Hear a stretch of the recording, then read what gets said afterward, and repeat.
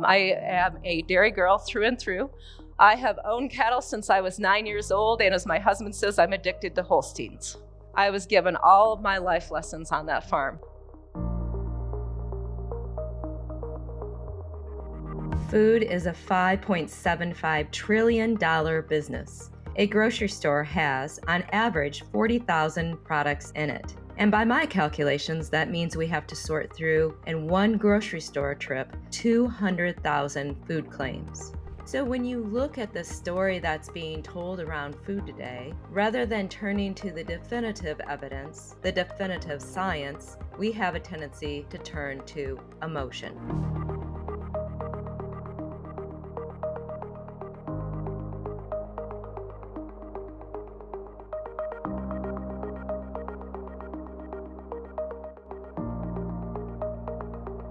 Every food is comprised of chemicals, including that Coca-Cola, including milk, including bananas.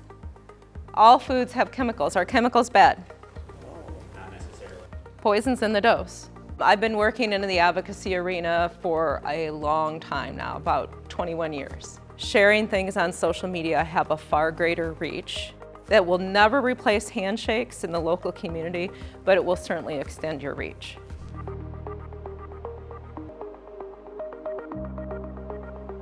How many people have shaken a hand with a farmer? How many people have talked with a farmer? How many people have seen a farmer on Facebook?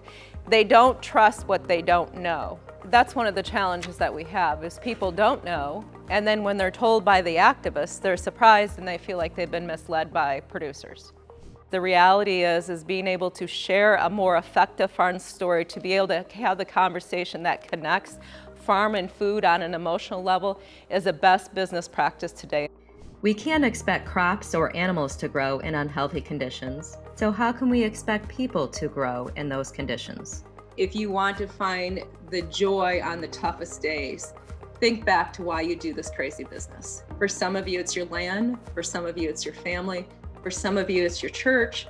What's your legacy? Because that's where you're going to find the hope. If you want 1 year of prosperity, you can grow grain, especially when corn prices were decent, right? If you want a decade of prosperity, you can grow trees, peaches, apples, cherries.